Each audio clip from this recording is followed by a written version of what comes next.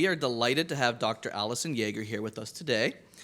Dr. Yaeger is a licensed clinical psychologist, director of the 3 East Outpatient Program, and associate director of training at McLean Hospital. She's also an instructor in psychology at Harvard Medical School. Dr. Yaeger received her doctorate of psychology from Yeshiva University in the Bronx, and she specializes in dialectical behavior therapy, or DBT, particularly in the treatment of children and adolescents and families. She has extensive experience treating and supervising the care of high-risk, multi-problem children and adolescents, and developed and directs the 3 East Outpatient DBT programs at McLean, where mindfulness is a cornerstone of her clinical work. Each family Dr. Yaeger works with, regardless of the age of their child, learns to balance mindfulness with behavior change. Presently, she is interested in investigating which individual and family factors may collaborate with family responsiveness to treatment. Dr. Yaeger lives in Weston, Massachusetts with her family, including 2 children, aged 12 and 14, and 2 cats. I also have 2 cats, so that's interesting. Welcome to the podium, Alison. Thank you for being here.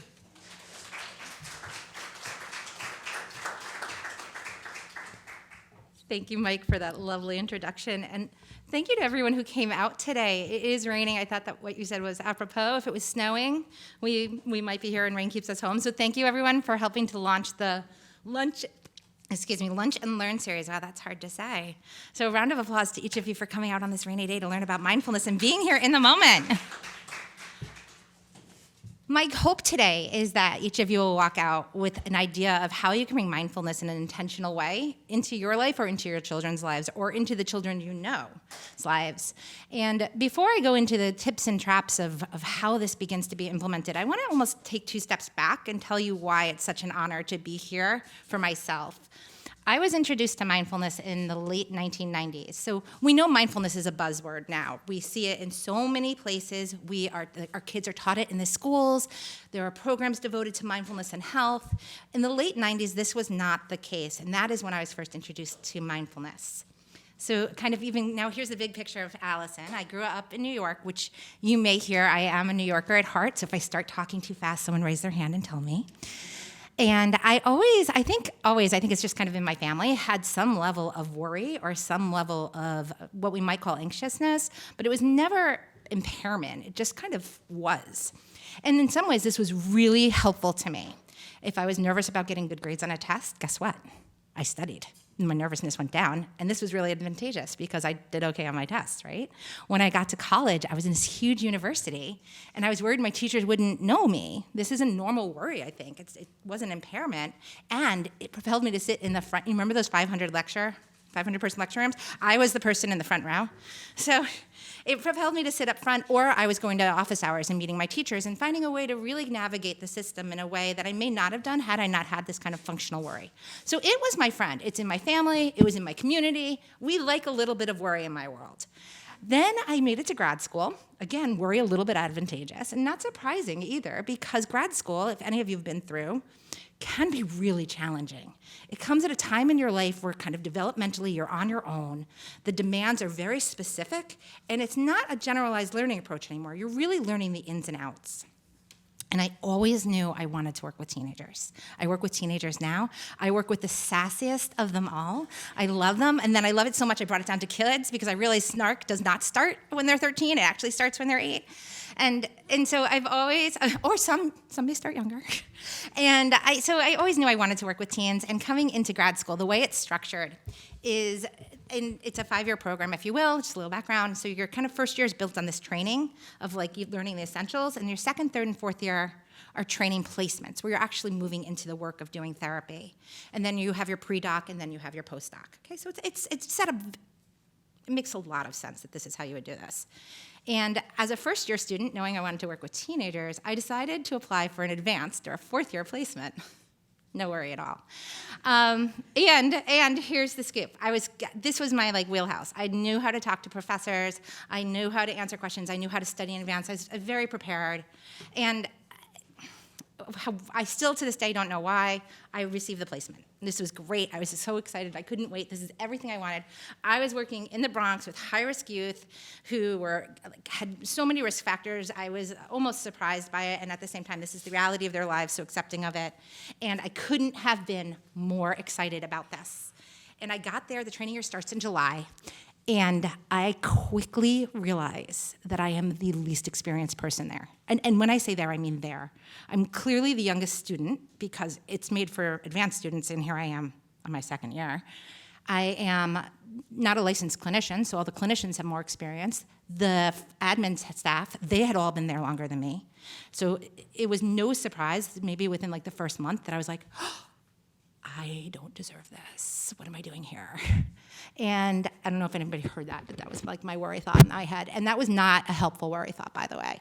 And as a consequence, I started planning things in advance of what I would say in meetings. In the same way I would plan to go to office hours in undergrad to make sure I understood and had a relationship, I started planning what I would contribute in our meetings. And as a consequence of thinking ahead, I actually wasn't in the meeting. I don't know if anybody in this room has ever done that.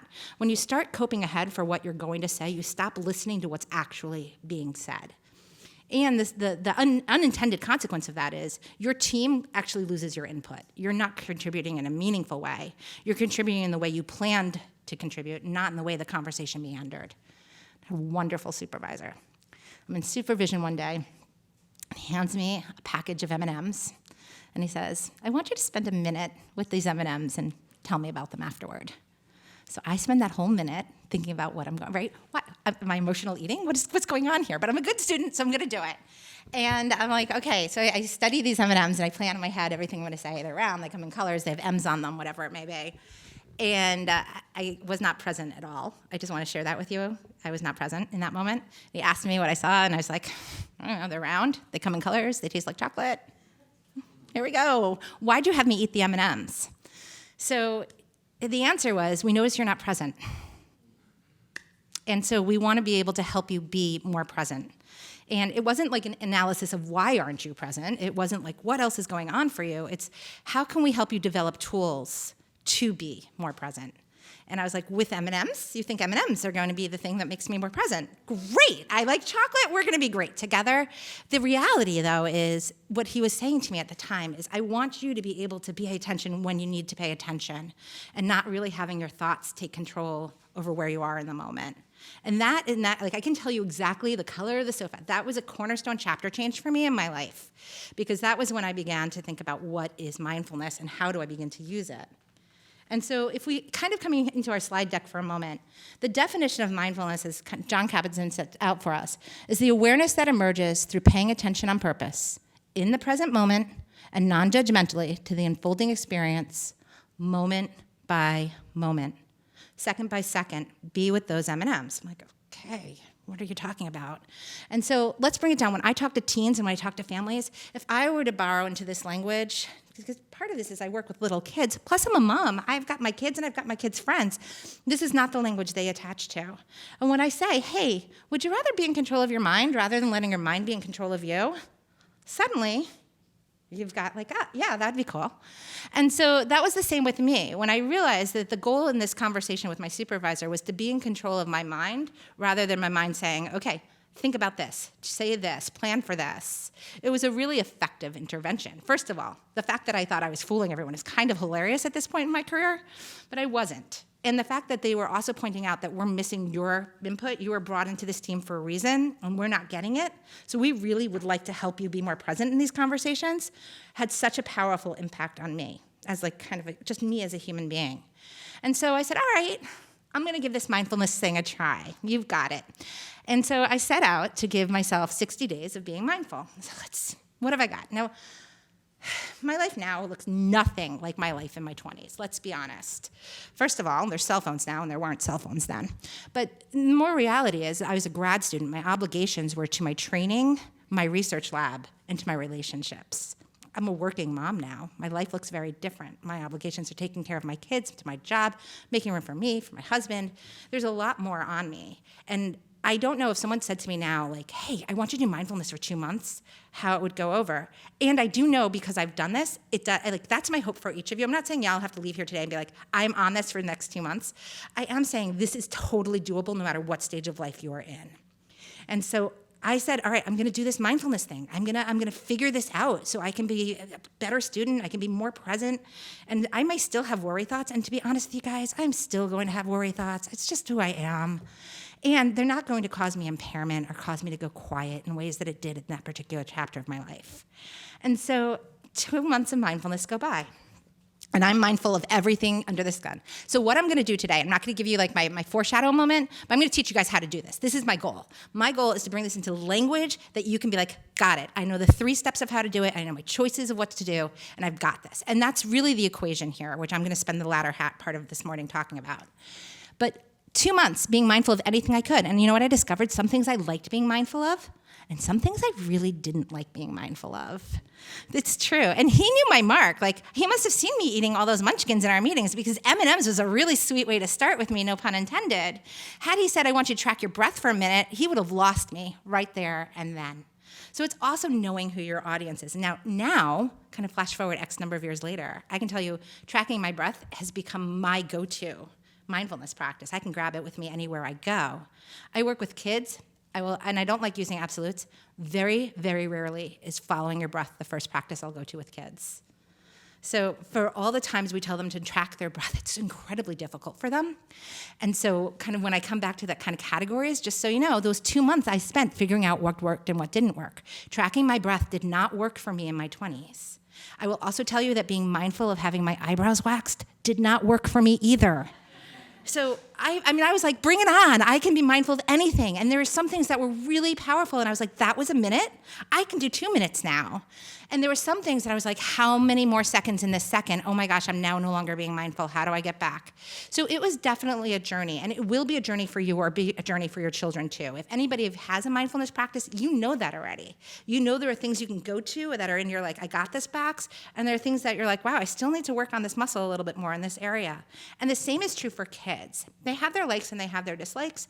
And they're going to have topics of mindfulness that come to them easier and then come to them a little bit more effortful. And so 2 months in, I just want to like close this up. I'm like, okay, so here you go, right? Mindful for 2 months. I got this. I know this. My supervisor never checked back in. This isn't like an ongoing conversation. He wasn't my therapist. However, I will tell you, things changed. I myself, anecdotally, had differences. I noticed that I could observe the thought like, oh my gosh, I'm feeling the youngest here, and just kind of like let go. Not be like, oh my gosh, I need to plan to say something really smart right now. I could just be like, oh, cool. Let it go. And then I could follow the conversation better. I noticed that there became a gap between when I started to have thoughts and I could observe those thoughts and when I chose to move to action. And that was a powerful, powerful intervention moment for me. The idea that I could have worry, which was my best friend, and I had it my whole life, and I still have it, and that I could actually choose to pay attention to it or choose not to pay attention to it. And if anybody's ever been worried in this room, you know that sometimes one worry thought can lead to a second worry thought, can lead to a third worry thought. And the idea that you can kind of arrest it and be like, got it, and watch it go is very powerful. And it's very powerful for children too. There's a lot in this world for our kids to be worried about at times, or feel sad about at times, or feel angry about at times. And we know that emotion thoughts go to the next emotion thought. So what a gift for our kids to be able to start to be observant and know they have a gap between when they experience something and when they choose to act on something. So when I talk about mindfulness, but I have this really personal relationship with it, as you just heard, because it changed who I was essentially. It really helped inform. It didn't change who I was, and it did change who I was. It helped inform how I responded and how I kind of dealt with observing things in my life. I had no idea what it was going to do for me in terms of parenting.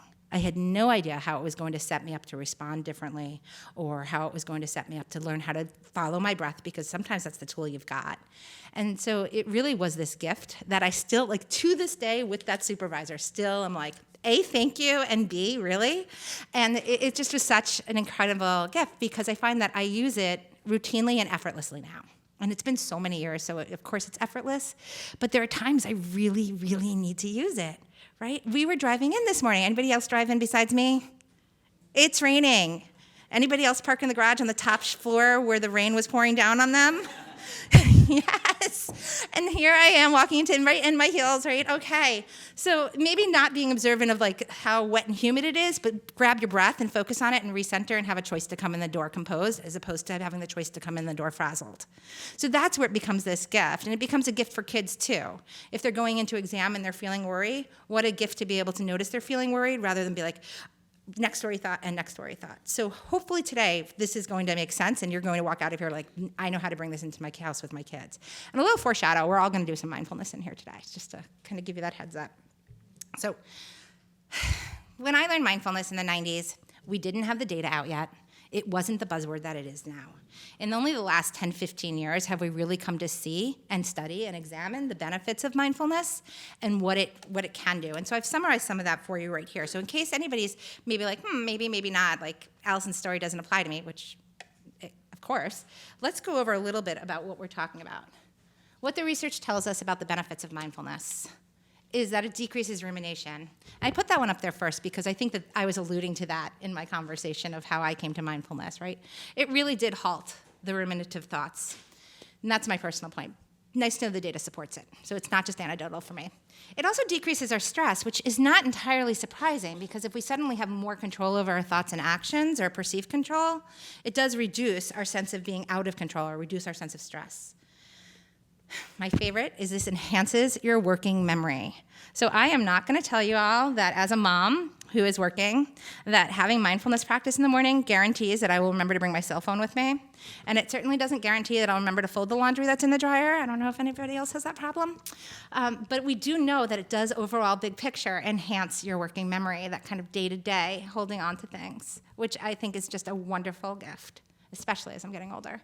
It increases our ability to focus, and I love this one for the kids, and I hear this a lot with our kids who are able to kind of go back into task and feel more masterful as a consequence of that. And the other two is it reduces our emotional reactivity, leaves us a little bit more calm and a little bit more control of how we respond. It enhances our cognitive flexibility. So if our emotion, this is I can do a whole lecture on this one. If our emotions kind of quiet down just enough, our thought process, independent of those emotions, increases just enough. Because our emotions and our thoughts tend to be connected, the ability to kind of reduce our emotions, to start thinking about things outside of our thoughts, pretty good. And some of you may naturally do that. If you are feeling sad, you may have been told to distract yourself with other thoughts, and your sadness may decrease. And that's the notion here, is that we know if we reduce our emotional reactivity just by the teeniest bit, we get to enhance our cognitive flexibility and start thinking about things from other perspectives. Maybe for a kid, thinking about it from the other child's perspective, from their teacher's perspective. Or maybe it's giving them the cognitive flexibility to remember that it's not fair that my teacher didn't grade my homework because I handed it in late, but oh my gosh, this is where I left my homework. You're right, I'm the one who didn't hand it in. So it enhances that cognitive flexibility. And then generally speaking, as an overall flavor of life, what we know about mindfulness is it reduces our sense of burnout. I want them all, yes, please. And so to be able to do an exercise for 1 minute a day or 2 minutes a day that can give you this benefit, and I promise you it is 1 or 2 minutes. I'm not talking about going to a meditation retreat and being silent for 24 hours. I'm talking about giving yourself and your kids 1 to 2 minutes a day to kind of zone in. This is what you get. So here's what we know about mindfulness in relationships. This is a great one. How does it affect our interactions with the world, our interactions with other individuals? So 1, it correlates our ability to be more open and more vulnerable in our relationships with other human beings. 2, that stressful buffer, it's there. So it also protects us against stressful effects of relationship conflict, right? We're feeling less emotion, no negativity comes down, so we're able to see it more, cognitive flexibility, from the other person's point of view. So we don't go into the spiral of what it was. We're able to maybe have more compassion or empathy for what might be going on. I love that couples, when we look at mindfulness in couples, when 2 members of the couple participate in mindfulness, that it does these kind of seemingly opposite things. It really, the couples report increased closeness to one another and increased autonomy. So I love that by engaging in a mindfulness practice, you hold on to your sense of self and at the same time report feeling closer to that person you're connected with. And so I just love this one.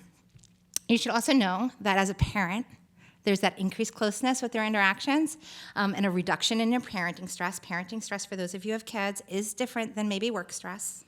It hurts in a whole different kind of way. And then it increases, and I said this earlier, capacity for empathy and compassion. right? We really, 2 minutes a day. I'm talking 15, all right, I started with 1 minute.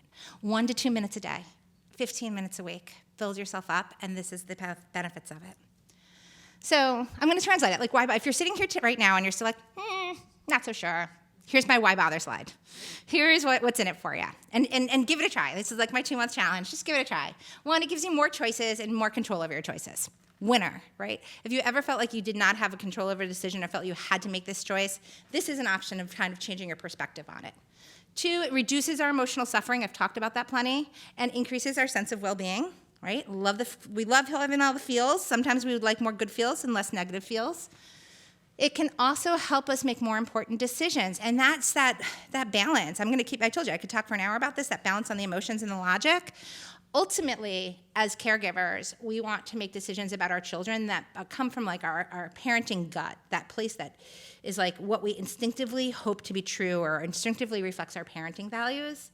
And often that's grounded in both the facts of what's called for and the emotions about how we feel in the situation. And mindfulness can really bring our decision to balance both the emotion and the logic here.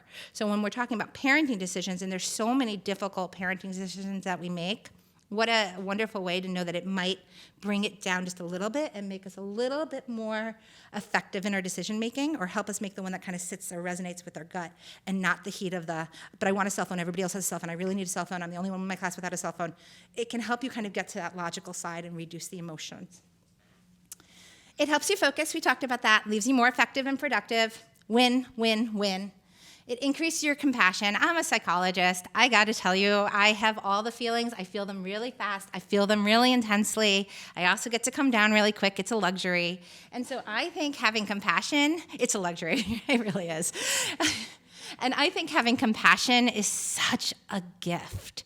When I have 2 kids, a 12 and a 14-year-old, and one of them notably has more compassion than the other. And I find my heart warms when I hear my 12-year-old speak more compassionately of peers than I notice my 14-year-old does. Maybe because she's 14 and she's always right. That's a bit of a judgment.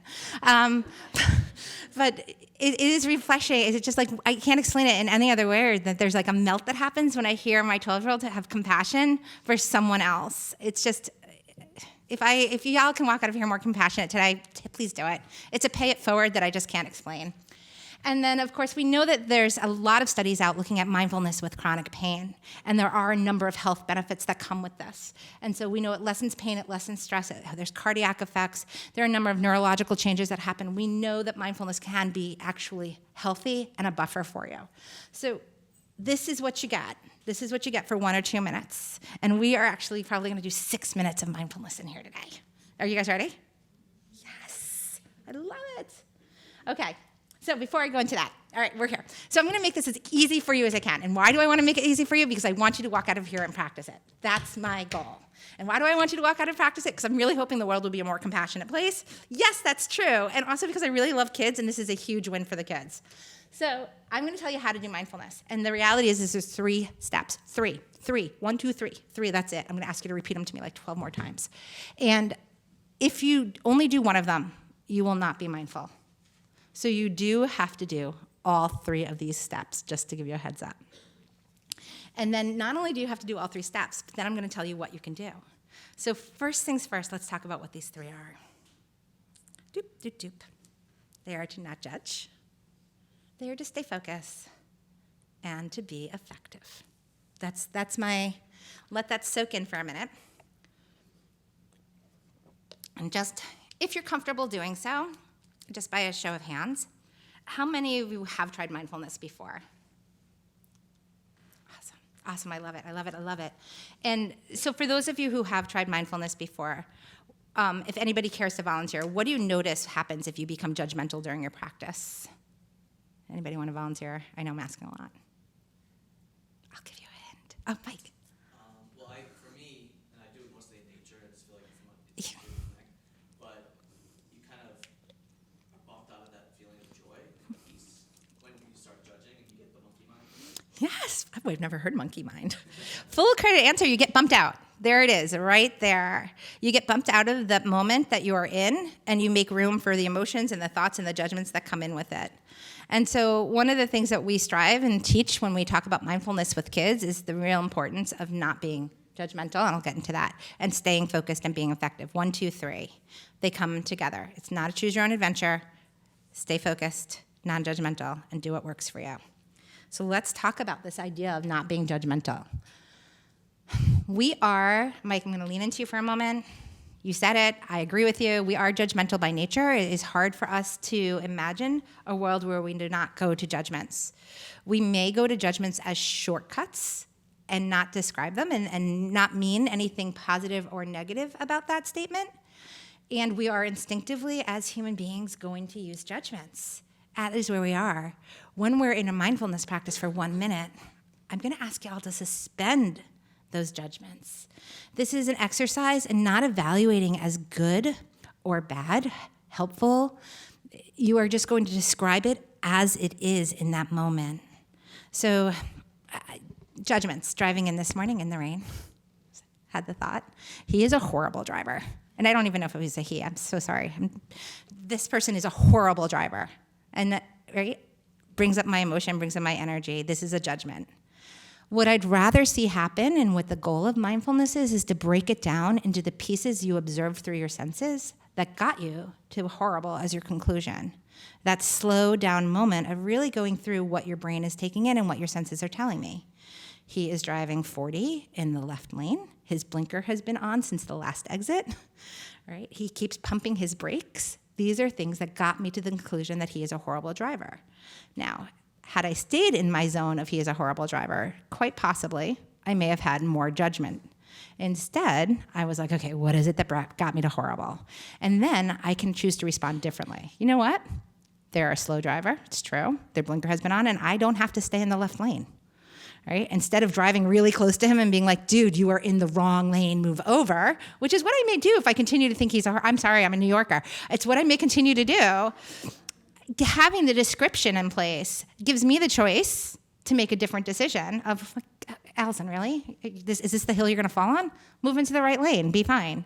And so when we were talking about being mindful, it's this idea of not judging and being present with what our senses tell us. You can acknowledge what's helpful and harmful in that moment. You can have opinions and preferences. I like this and I don't like this. Right? Oh, see, I put it right here. You can't go through life without making judgments. But my goal here is for you to catch your judgments and replace them with what your senses told you that got you to that conclusion. Right?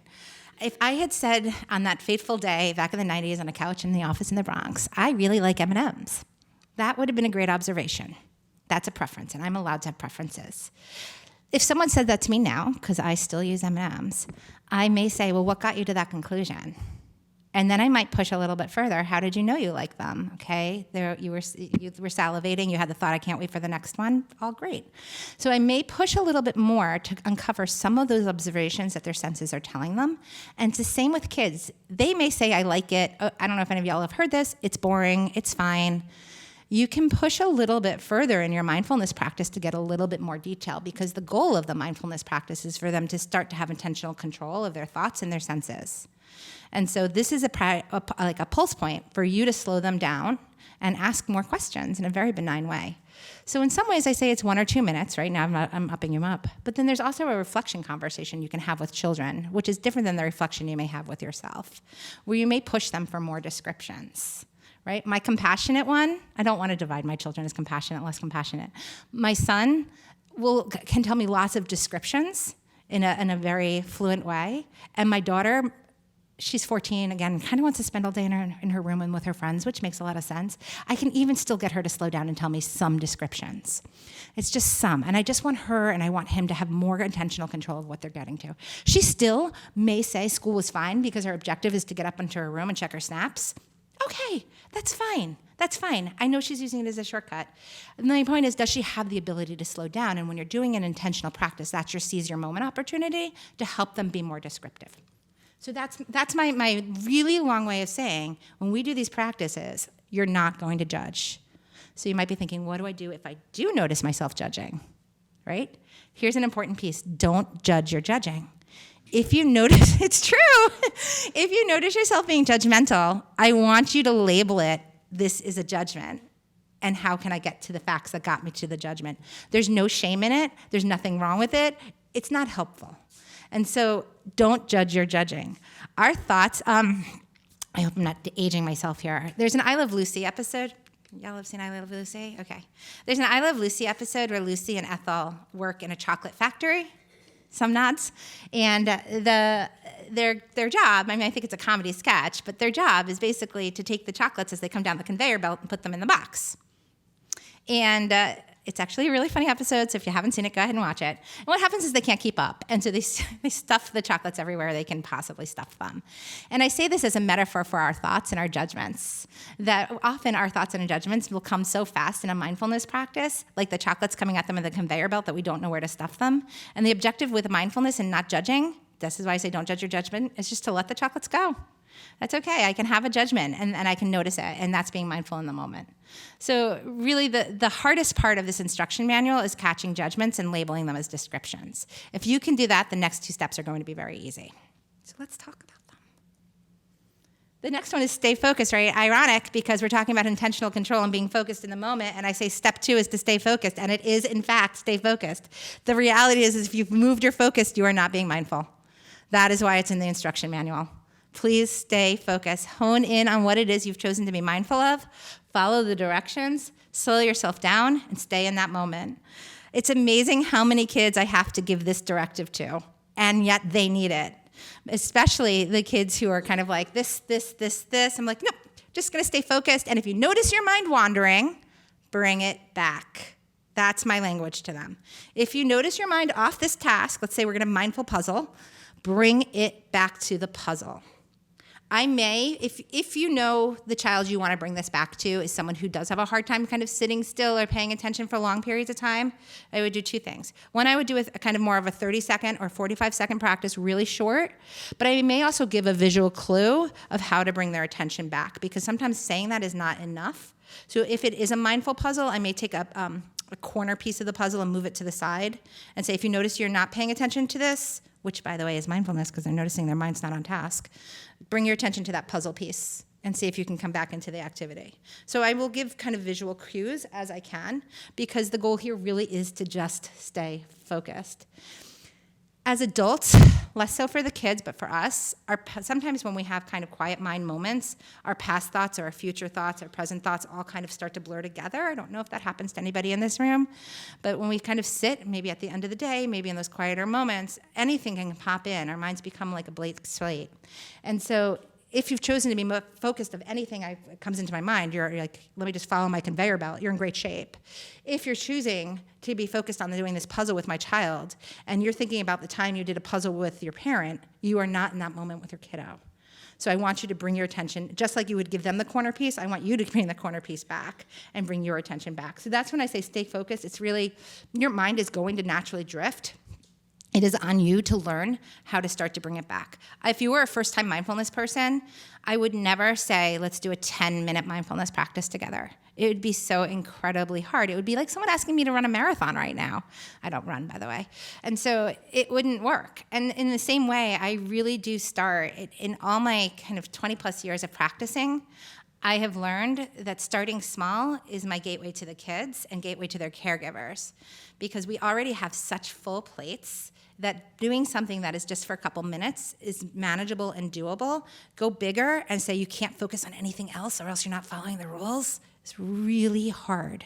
So please pick a task, pick it small, and kind of stay focused, which brings me to the third instructional code, which is to do what works for you. Be effective. Choose a mindfulness that you know will work for you, not one of those activities that might bring you into the past or bring you into the future, right? And in this moment, I have play by the rules, right? Part of being individuals on this planet is knowing the rules are different from place to place.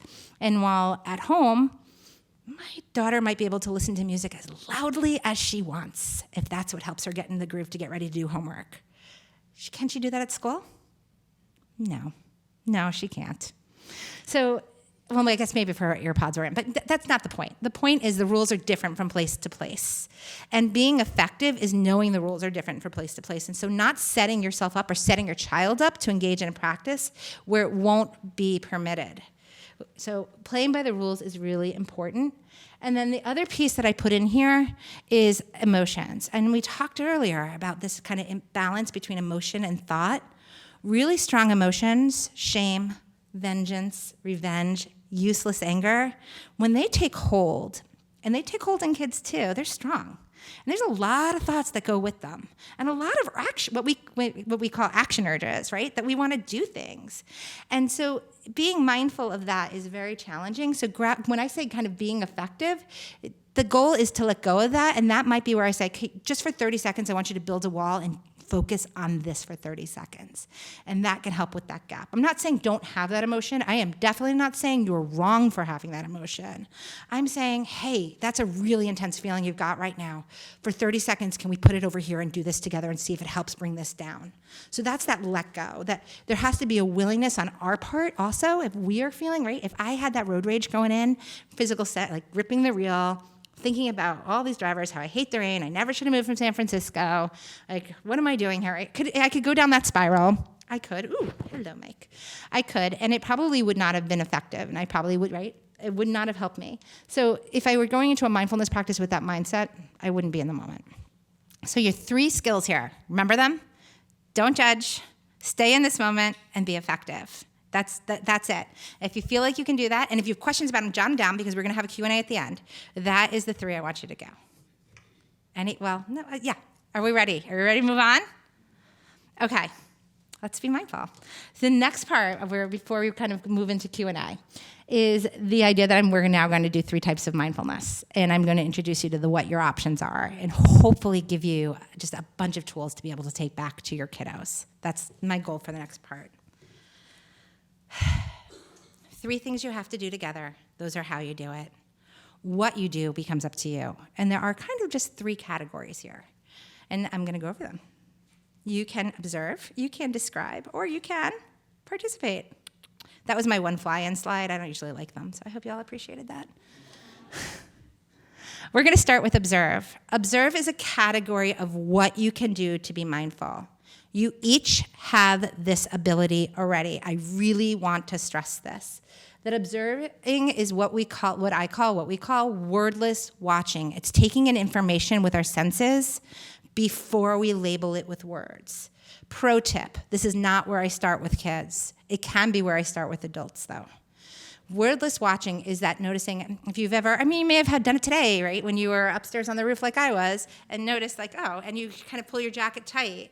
You didn't slow yourself down to say, I'm feeling cold, or I'm noticing I'm getting wet, or I really don't want to ruin my blowout. You didn't say any of those things. You just reflectively responded, and that was wordless watching. You took in. To train that as a tool, to make that your what skill, if you will, is to slow down and be like, okay, how did I get here? Oh, yeah, I didn't want to get wet. I noticed I don't have an umbrella, and so I pulled my jacket tight and put my hood on. We do these things automatically, so do your kids. And so we really want to slow down and engage in that wordless watching, if we will. It's that moment when we just kind of know information because our senses have told it. We have 5, sometimes 6 senses, proprioception being that sometimes 6th, right? And so we take in information about our world through them all day long. Observing is relying on those skills to tell us information. And we can use our observe skill in so many different ways. I put on my 4th bullet down here is like having a Teflon line, letting experiences come into your mind and slip right out without holding on, right? So Teflon is like was supposed to be our wonderful cooking creation, where mine don't work anymore. I don't know about yours, but when you cook on them, things are supposed to just slide. This is what I'm talking about with observe. Observing is just kind of having information coming on in and sliding back out so the next observe can come in. Mindfulness is the art of slowing down and taking in what our senses are telling us. Mindfulness is the way of kind of being like, oh, this is what's going on in this moment around me. This is my intentional control. So it's a wonderful metaphor. I think that's what I'm looking for, a metaphor for what we want to do. And then what I will say kind of on repeat is that we don't want to push away our thoughts, right? That was the I Love Lucy metaphor. I don't want you stuffing your thoughts away. If you can observe your thoughts, that's a gift. If you can observe what's going on, you'll be amazed at what the next thought is and the next thought is underneath it. My one caution point, if there is such a thing as a caution point here, is when you're doing this with children, please know, or with other individuals, right? Because I did put that up there about couples. So if you go home and you're like to your roommate, this is it, we're going to do this, we've got this. Just please remember, you can't observe somebody's internal experience. You cannot know for a fact that they are sad or that they are mad or that they are embarrassed or irritated. You can, however, observe their physical sensations. You can observe you rolled your eyes. You can observe you looked away when I said we were going to do this. You can observe you're crying. You can observe those things. Those are things you can take in. You can wonder and get to that conclusion of, are you upset? Totally makes sense to get to that conclusion. Please remember, though, you can't read their experience and their inner experience, and sometimes with kids, they don't even know what their inner experience is. So please don't jump to, I could tell you were mad when I said this.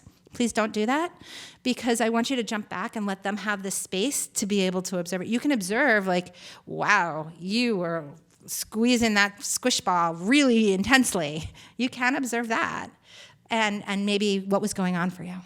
Right? And give that their moment, because we really want them to be able to tell us into the next slide. And this is why I say don't start with observe with kids, because wordless watching is hard, especially in the dialogue pass, because you're like, wait, now I'm telling you, I thought you said it was wordless, now I have to talk about it. So wordless watching I put up there for you guys. And I think we're gonna do a practice. Yeah, we're gonna do a practice. Are y'all ready? We're gonna observe. You are totally going to observe. We're gonna spend a minute observing. And in this practice, I brought my mindfulness bell. She comes with me lots of places. She is my friend. She got me through COVID. And with observe, this particular practice is I'm going to ring that bell 3 times. So you're going to have a little bit of warning time to come into your practice. And each bell will have its prompts. But when I ring the bell the 3rd time, what I want you to do is take your finger. If you have a nail part of your finger, that would be helpful. And you're going to run it across your lip like this and back. And then while you're doing that, I want you to either, if you're comfortable closing your eyes, that would be fantastic. If you're not comfortable closing your eyes, just please gently avert them to the ground. And what I want you to do is observe the sensation on your lip until you don't observe the sensation on your lip. And you will notice, because when you run your finger, it will leave, no other word, a sensation. And what I want you to do is take that in, no words, and observe. This is one the kids can do as well. And if you're so comfortable, when you notice the absence of sensation, just raise your hand to signify that you've observed the contrast between when you felt it and when you didn't feel it. So again, you're going to do this without judgment. So if anybody just sat out there and had judgments, this is a great opportunity to notice it and let go. And for 1 minute, you are going to pay attention to your lip. If you notice your mind wandering and you are not paying attention to your lip anymore, go ahead and bring your attention to your finger and see if that triggers you back to come into your lip. So that's like my cue I like to give the kids as well. And then we're going to see if this is one of the ones that works for you. Remember, you get 3 categories. I promise you might walk out of here today with a favorite. So are y'all ready? Oh, let's do it. Okay, so my first spell, I'm going to challenge you all to find a comfortable place. Find your feet on the floor. Find your back comfortably rested. Straighten up that posture if that's how you're comfortable. Slouch if that's how you're comfortable. On your second bell, I'm going to bring you to your breath, which I'm going to ask you just to kind of slowly take a deep breath in through your nose and a gentle exhale through your mouth. And take another breath right here. And if you're so comfortable, this will be the time to close your eyes. And when I ring the bell this 3rd time, I'm going to ask you to run your finger across your lip and back.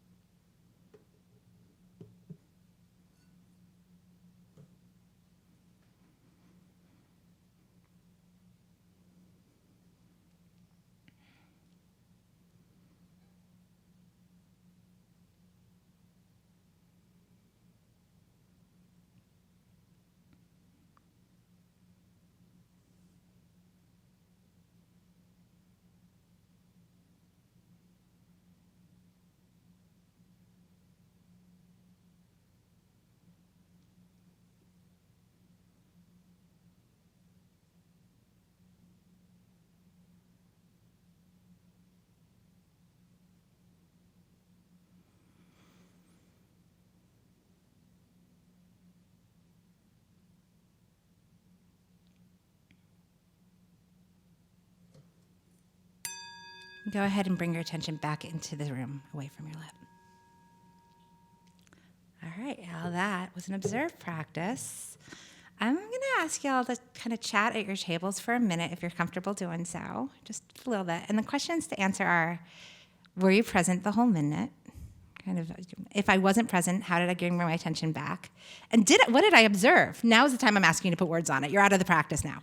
What did I observe? Did I notice a sensation? Was there no sensation? Was I non-judgmental? Just anything you feel comfortable sharing about yourselves. And go ahead and see kind of where the similarities are. We'll pull forward Q&A, but if anybody is comfortable with sharing an observation at the end of this next minute and a half, I'd love to hear them. But certainly not something you're required to do. So go ahead and chat amongst yourselves for a minute. What did you observe? How'd you stay present?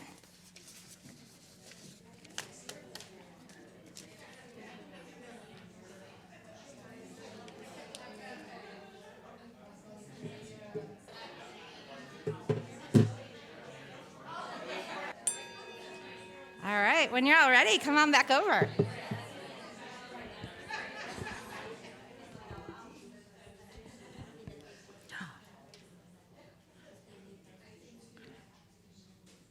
I love the banter. I love that. I'm hoping that there is discussion about the activities. Are there any brave souls who want to offer one or two observations of what their table noticed in the practice? This is not required.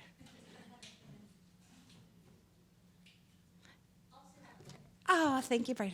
So at least for myself, I can't fully speak for my table mates. I have staying present for the full amount of time. Yes.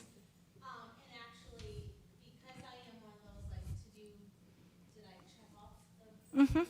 I understand that. I was trying to listen to see if anyone else had maybe raised their hands. So I was like, do I hear movement? Because I still feel something, but am I supposed to movement, or is this just in my head? You were full of lots of observations. Yes. And I think that is this is a room of folks who presumably don't know each other very well. It's very normal to be like, did someone else raise their hand? Is somebody else doing this? What's going on? And I love that you were brave enough to say that, so thank you very much. And it sounds like you were present throughout the minute, that you were aware of these outside thoughts and you were able to come back. Yes. We'll take it. We'll take that. Anybody else want to share one observation before we go on? For the second part, when you were like just focused on your breathing in and out. I think I was still focused on that, even when I was doing the lip thing. I was just like, because being in the moment, I was just like, okay, focusing on breathing because I'm attached to that. But I was like, okay, well, what about that sensation? And then I was like, oh, how long is this going to carry on? Can you imagine how hard it is for kids when we do this one, by the way? I started you with a hard one. And by the way, do what works. Breathing might be your thing. It might be like, this is my go-to. Yes, sometimes that's what happens is our kids will get stuck with that too. And I think that's true. And I appreciate you saying that of like, I think I was distracted. This is hard stuff. I say I want you to give it a minute. And when my mentor said to me, I want you to give it 2 months, he meant it. It was not try this once and walk out of here and you're going to have all these benefits. He meant you've got to learn how to do this. And I really, I still chuckle at it. Oh. You guys all see what's been handed out, right? All right. Any other observations before we go to describe? Going once. Going twice. It seemed very effective at emptying your head on every other fall.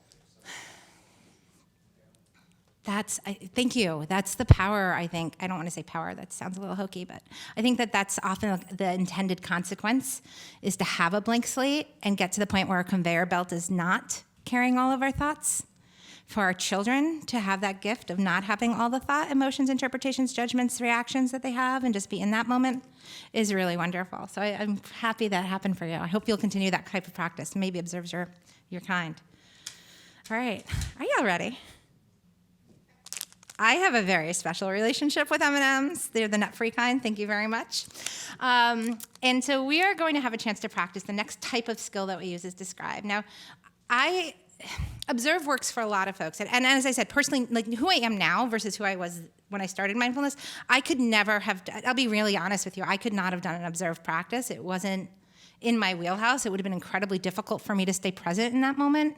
And describe was much more, and my mentor knew that. He was just like, this is a describe person. And I know when I work with a family, like this is an observed family versus a describe, like I can see it at this point in my career, and you probably will know it in yourself by the end of today. You'll be like, oh yeah, this is the one I like, this is the one I didn't like. So the next skill we're going to practice, or the next type or the next category is our what skill of describe. So what you can do is describe. Now that is the kids can do this one much easier than you observe. This is building on what we observed and putting words on it. So if the observe was wordless watching, describe, for spell it, is putting words on the experience. Label what you observe with your words. This is like I'm coming home. This is my very first practice. He was kind enough to give me a bigger bag at the time. And this was my first practice. She's like, tell me about your M&Ms. I was like, well, all right, they're round. Describing, when you choose to describe something and stay in the moment with your describe skill, is putting the words on what your senses tell you. Taking in the information of what you kind of observe and labeling it with words. This comes much easier to kids. They are much more likely to be able to describe something to you with words. I'm looking for something to describe. It's a table, right? If I pressed on my kids to be more descriptive, what else do you see? It's a table. It has a white tablecloth. It has legs on it. There are 7 or 8 brown bags on it. It's up against a brick wall. These are descriptions. That's my description earlier with my road rage of the slow driver, blinker on. Like, these are the descriptions that I want you to use in your describe practice. Is how to take in what you see, smell, taste, hear, any senses, and put it into words. And, maybe I'm flashing ahead of myself a little bit. One of the things I like to do with kids to get them going, I am flashing ahead of myself a little bit, so I apologize if this is now confusing, but I'm going with it because I'm there. One of the describe skills I like to use with kids to get them going is all 5 senses, because if I handed them M&Ms, they may just tell you what they taste like, and I'm going to just try this. And so what I may do is slow them down and ask them for one thing they observed with their sight, one thing they heard, one thing they smelled, one thing they tasted, really pushing them to shift through and take in information and know that it's not just candy in that moment. I do this with bubble gum too. By the way, you have to do taste last if you're going to do bubble gum. So, like, what do you see? What do you hear? Really put them to push words on it. It's a pink rectangular package, right? It has 16 pieces of gum inside of it, whatever it might be. Really pushing them to use that describe skill. And the key thing here, if you read that third bullet, is to describe without interpretations, because as soon as we move into interpretations, we've also moved into the risk of going into judgment. And so it's an evaluation of what we just kind of factually see. This is just the facts. This is it. If I had to summarize this to a kid, just tell me the facts of what you see about this or what you taste about this. And that's really the describe skill. And I often find for kids, this is a good entry-level skill. One, they like bubble gum and they like M&Ms. And I'm not just saying you have to do this with M&Ms, because I just did it with a table. You can do it anywhere. You have your senses with you at all times. So you can do it at any time, at anywhere, at any moment. I will sneak preview, tell you the last skill is the most fun. And so kids will tell you once they've learned to be mindful that the last category is their favorite. This, however, I think as someone who teaches mindfulness to families, this is where I like to begin, is with describe. Our instinct is to go to words to describe, and that's why I had you all talk with one another afterward to kind of rehearse that a little bit. This is your chance to do it. So I'm going to give you guys 75 seconds. Everybody should have a packet of M&Ms. Do y'all have an M&M packet? Or 2? Okay. You don't have to like M&Ms, and you are not obligated to eat your M&Ms. I want to say this right now, nor do I work for M&Ms or have any product endorsement from M&Ms.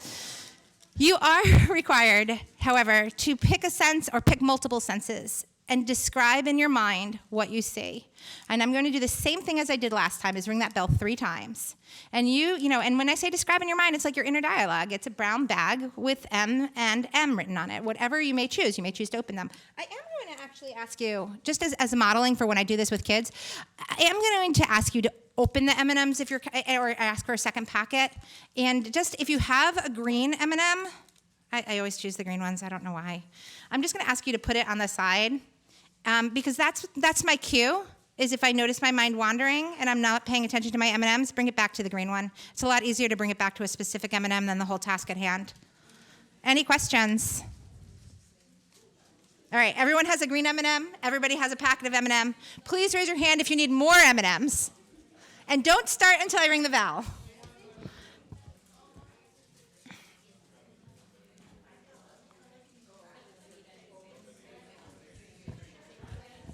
Marley, will you give me a hands up when we're ready?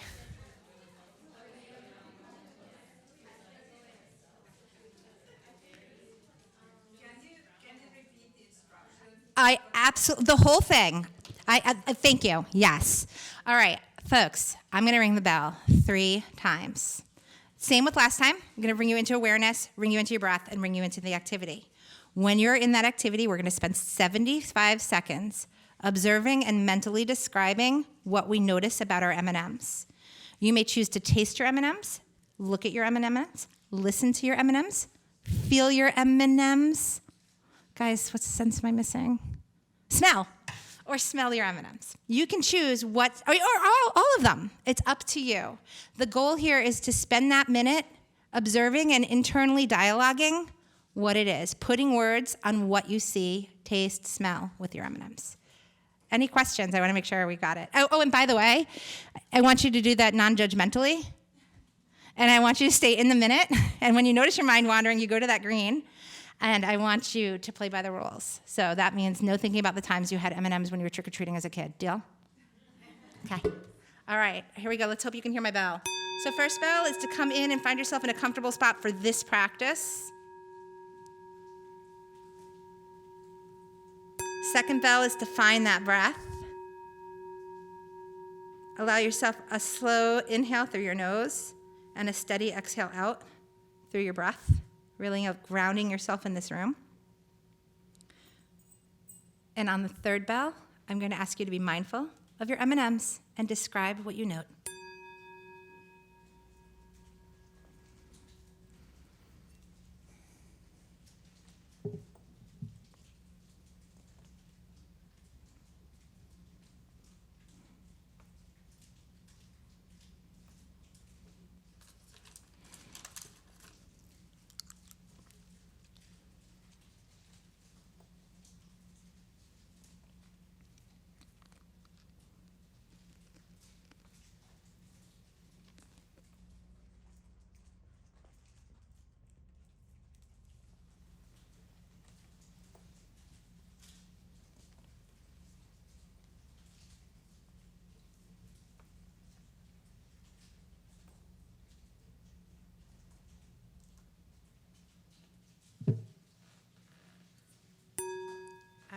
Come back in the room. Okay, show of hands. Whose mind wandered during that? I really only did 70 seconds. Whose mind wandered? Yeah, that's part of it. Was it, of those who wandered, were you able to, again, because we're talking about working out that muscle, notice that you wandered and come back? That is a huge task. Yes, that is a huge part of learning to be mindful. That's the helpful part, and not evaluating it as, oh my gosh, I messed this task up.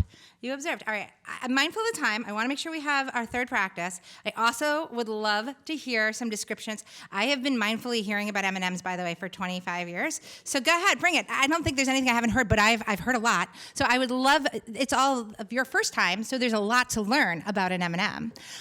Just maybe 2 or 3 people volunteer what they described in their observations of their M&Ms. Oh. Silence. Excuse me, I was going to say that I, for some reason, was sucking on them versus biting them, and I'm not sure why. You don't have to know why. But in addition to that mindful thought, it felt like felt like the hard outer shell part was just like slowly melting away. Yes. It was like scaling. Yes. These are descriptive. That's the describe. Did anybody notice that it gets rough before it gets smooth? Did you ever know that about an M&M before? Right? Any other observations or describe, kind of putting it into words, what your senses told you in that moment? I focused more on sound more than anything else. I was distracted by like the rattle. Yeah. But when I started coaching, I was like, oh, that's kind of satisfying. Ah! Yes, I love that you're dialing in. They're like, sense of sound is where it was at for me. And there was rattle. Did anybody else hear the rattling in the room? Yes, there was.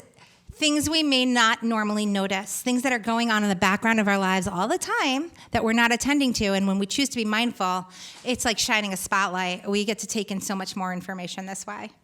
Any last observation of a describe skill? I see a hand up in the back. I just felt it was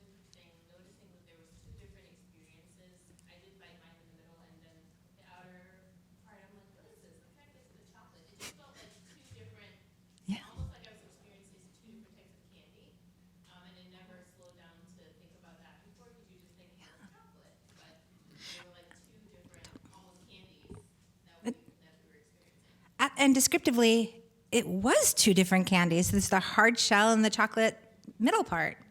And you got it, right? If we're just not mindfully eating them, we may not notice that.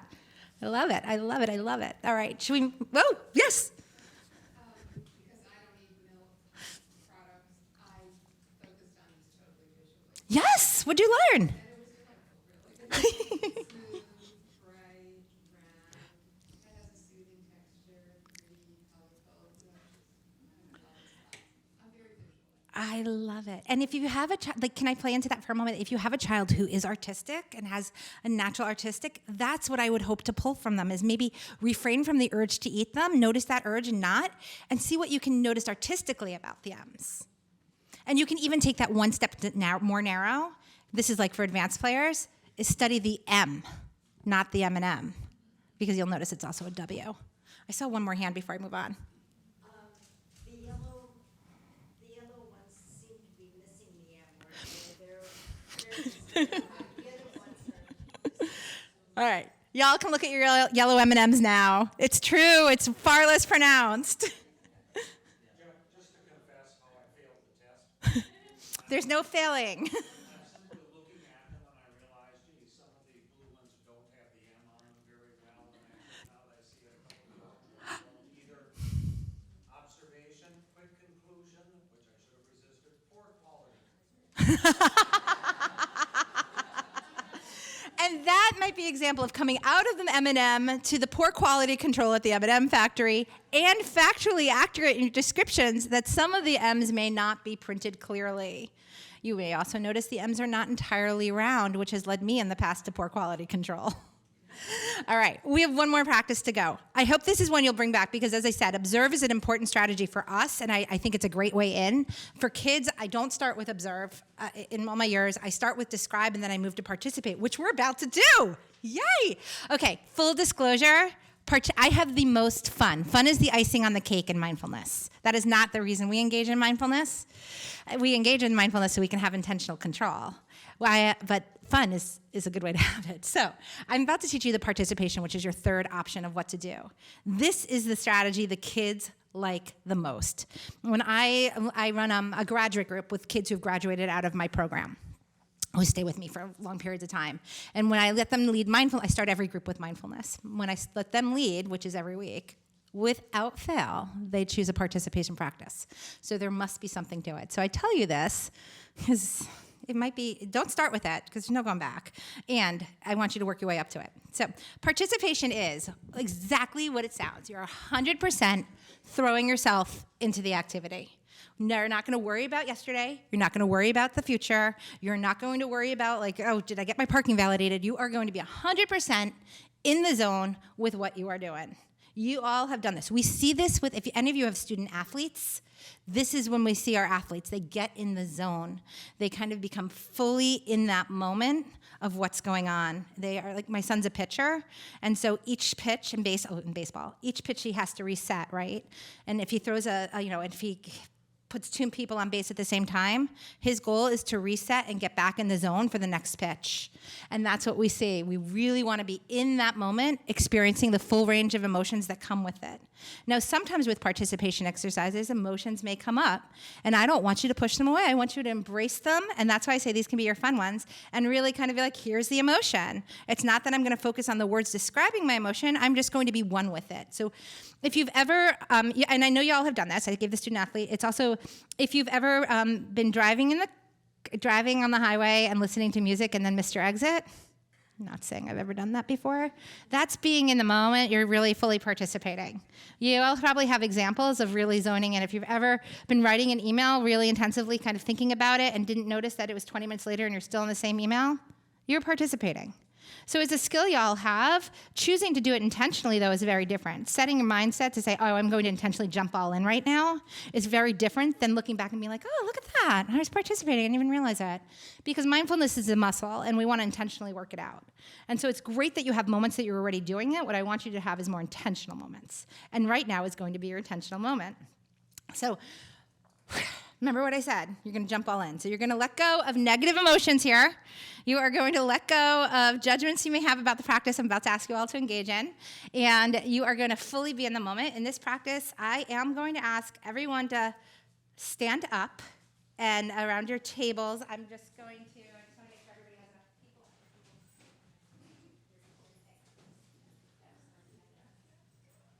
Okay. I think everybody else is good. Do we have enough people at this table? Yes, we do. Okay. In this practice, we are going to jump fully in. So I am going to ring the bell 3 times, just like before. And then the third bell, I'm going to read you all a story. So before I get to the story, I'm going to ask each of you to pick up the pen that is at your table. While they're doing that, here's the scoop. I'm going to read you guys a story. It's about the Wright family. It is fictional. Every time you hear the word Wright, I see some smiles. Y'all know this one already? It's fun, right? Every time you hear the word Wright, you're going to pass your pen to the person on your right. Every time you hear the word left, you're going to pass the pen to the person on your left. Oh, and my inner New Yorker gets faster as we go. So I want y'all to jump right into this practice. When I ring that bell, I'm going to give you slightly different directions because I want you to be fully present in this moment. It'll take me about a minute to read the story. So, any questions? Everybody has a pen. You're all ready to go. Some of you know what's about to happen. Those of you who don't, you just wait. All right, let's get yourselves into a comfortable, willing position. What I mean by willing is if you're noticing, oh my gosh, I don't want to do this, unlock your shoulders, open up your hands, and be like, okay, I'm going to be in this moment. Let those judgments go. On your second bell, you take that deep breath. You know what to do by now. Is it just a slow, deep breath in and a slow exhale out? And on your third breath, or third bell, I'm going to read my story. One day, the Wright family decided to take a vacation.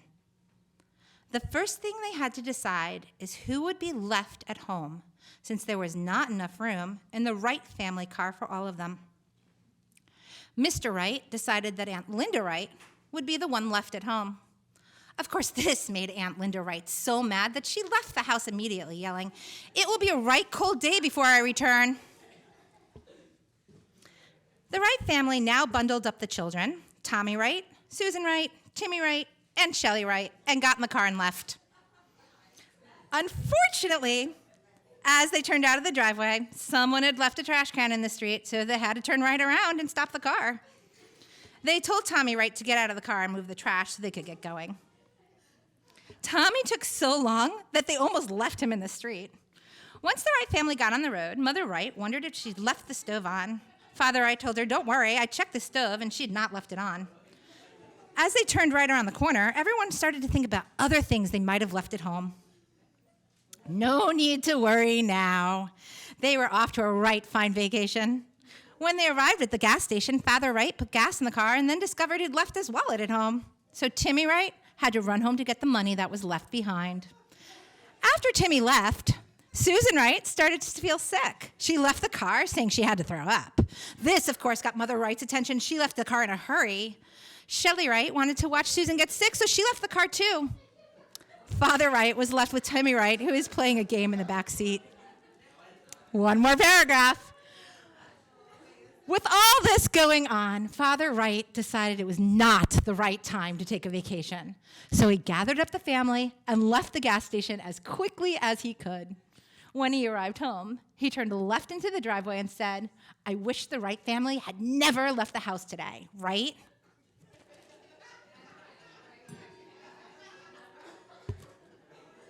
Okay. Y'all can sit down now. I love it.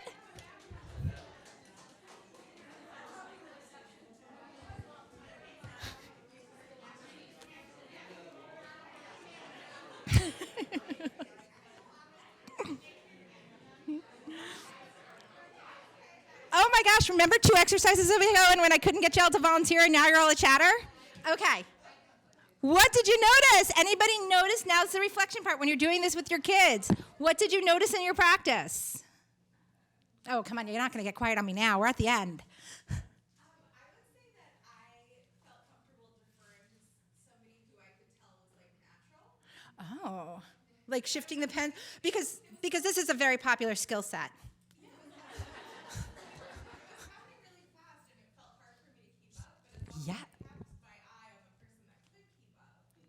Oh, strategy. Anybody else have a hard time keeping up? Show of hands. Yes. Anybody else have an observation they want to share or strategy they incorporated to help stay present? Yes. Really bring your mind into the moment and listen. I found that I was actually judgmental because I thought I was doing it right sometimes when other people were doing it.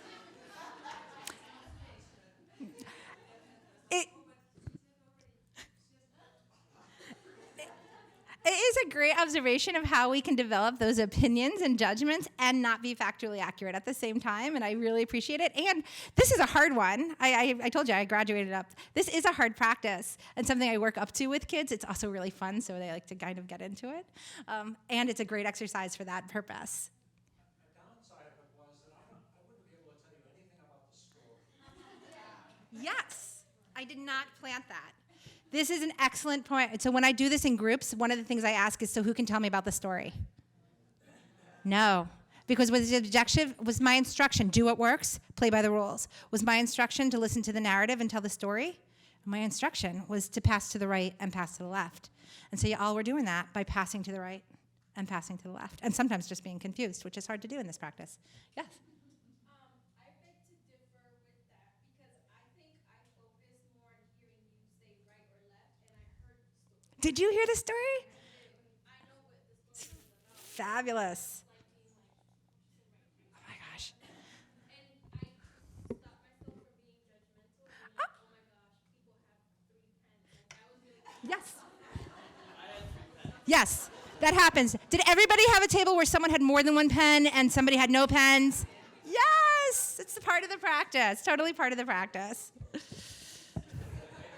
All right. Any other observations? In the back. Oh, I'm sorry. That's okay. For me, like I felt like I zoned out a little bit to the story, so I was like really focused on like the white tablecloth of this person, not really looking at the people around me because I had to basically push everything out in order to hear what you wanted us to do. Yes, that's the, when I say do what works for you, that's a great example of that. Where it's like, actually, I didn't want to look at what was going on around. For me to be able to hear the story, I need to get into my zone and study right ahead. And remember when I said you can't infer what the experience is for your kids? If a kid can't figure out what they need to do to pay attention, which a lot of times they can't, this is very frustrating. So we can't, right? So we can't say, wow, that was really fun for you, wasn't it? Remember, we can't infer what another person is feeling. We can say, you were staring at the table, did it help? And let them start to say, yes, that's how I was able to listen. So we're building up that self-awareness that they have. It was great. All right, so there you have it. 3 types of what you can do. No matter which one you choose, you will be non-judgmental, stay in the moment, and do what works for you. That's it. That's your 3. I am hoping at the close of today, you're like, this is it. This is the kind of this is what I'm going to practice with. This is how I'm going to bring it home. But just in case you still have questions, I'm just going to leave you with what we know now about what mindfulness can do for your kiddos. Here's what the research we know. We know that anxious youth have improved academic functioning. We're seeing mindfulness in the schools a lot more now than we ever did when I was a kid. Right? I don't even think we had mindfulness in the schools when I was a kid, to be totally candid with you. And we know that for our kids who are prone to more of that anxiety thinking, they do have improved academic outcomes when they begin to implement more mindfulness intentionally. We know that the conduct issues, so kids who are prone to respond with their hands have better control and a reduction in their aggression behavior. I worked in the Bronx. I worked in the Bronx for a long time. I once had I like my M&Ms. I once had a kid say to me, like a tough kid in a gang, be like, you mean to tell me if I eat M&Ms, I'm going to stop punching walls? It sounded really silly at the time, and I looked him straight in the face and was like, I do. I fully believe it. He did. So we do know that having more intentional control, having less emotional intention, like that balance of emotion and fact, that gap I talked about earlier of like having the choice of observing a thought and acting on it, we know it. We know the science tells us that for the kids who respond with their hands, they have less reduction in aggression. Love-A, you get better intention. We've talked about this. Great. You get lower stress. We talked about this too. It improves their social skills. For kids who are first navigating the world and first learning about how to interact, this is really a wonderful thing because there's so much they don't know. So to be able to have enhanced social skills because of how they might be able to read the room or have more compassion is just Here's my word. Lovely. And then we talked about lower stress. So you know what we know about our studies in kids who implement mindfulness practices is there are neurological effects, and those neurological effects do translate into behavioral outcomes. And we know that they have a reduced activity in the amygdala. That's that kind of emotional firing zone. So there's a general sense of calm that they may have if they may not have if they don't engage in practice. We know that the hippocampus is the part of the brain that stores all our memories.